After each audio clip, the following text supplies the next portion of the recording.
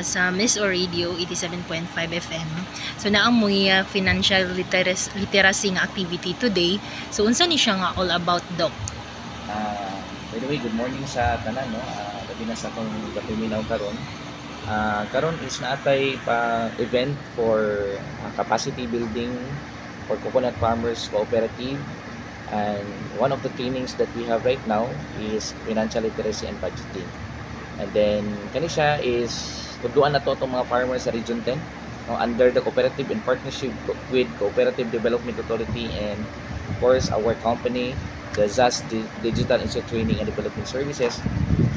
We actually enhance and equip our farmers, no, sa Region 10 sa pag-savings, yung sa pagdumala sa ilahang kwarta o kung saan nila pagbayad, kung mangutang sila. So gatuluan na to sila kung saan na to paggunit ug maayong pamalakad sa ato ang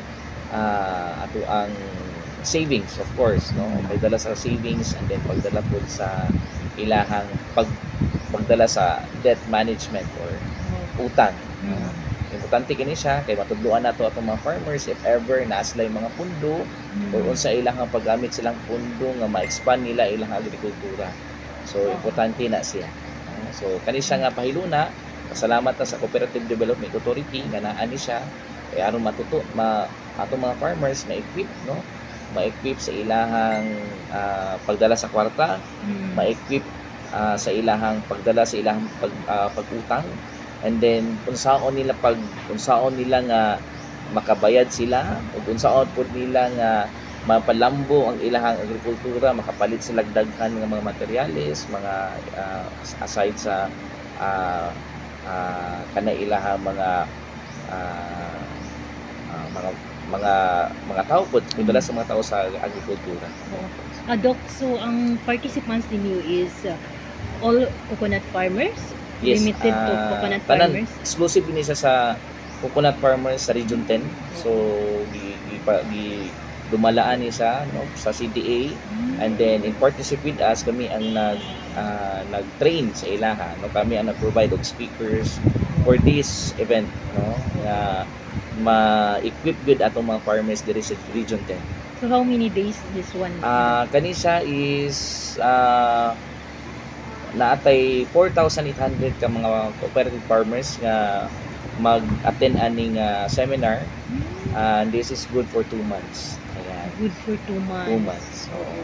So after this one, Doc, unsay mahitabo sa ila after ma-seminar sila o unsay mga future projects nga naka-incline gyapon sa inyong company?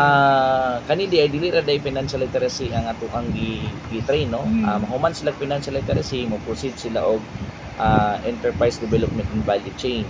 So tuduan nato sila unsaon nato pag-link, unsay buhaton nila para ma-connect nila ang ilang mga produkto, unsaon nato pag-connect sa mga other industries na pwede nato mapalambo ang agrikultura. So mahuman silang enterprise development and value chain, then mo proceed na pud sa internal control nga training. And then after internal control, proceed na pud sa last nato nga lot is kanang product development. So makabuo ni sila usay maayo nga mga produkto nga pwede nila ihatag sa market. Sir, you mentioned nga naamoy company nga mo'y nag-provide ani sa mga trainings. Yes, oo. So unsa ni siya nga companies? Kami nag-una gid sa una sa research and development, no. And then pero sa among registration gid ani na nagid ang nag-una gid ang mga trainings and developments nga services namo nga gi-provide.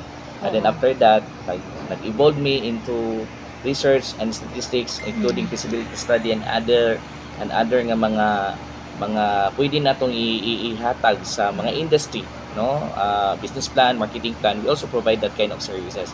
And then pwede punta sa mga aside from research, ang among kumpanya, ang ZAS or ang DetAds, nahimo na siyang publisher pod karon. So publisher na sa libro, and we also publish research and articles including magazines. So pwede mi ana. Oo. So not only trainings, even though our registration is for training, but we also cater for consultancy like research, feasibility study, marketing plan, business plan, and also right now we engage as a book publisher. So in the entire in Cagayan de Oro, we are one of the publishers, book publishers, and then journal, including research and articles and magazine. So naamoy office nga Yes, of pwede course, nato- we are located at Metro Square, room 118, Detached Office, Zone 2, Ipunan, Cagayan de Oro City. So ang inyong services sir dili lang mag-limit sa mga farmers, sa mga Dili kontanan lang, gyud. dili lang. Dili may mag-limit lang kay naman tay pool of speakers. So ang atong mga speakers, atong mga consultants po, no, as member of this company, as link of one of ang atong mga speakers dili lang nag-limit sa mga expert on farmers, but also we also provide with different industries or firms kanang kinahanglan like customer service, personality development, good governance, or even in the local government unit, we also provide this kind of services and trainings. Yeah. Thank you so much. Okay.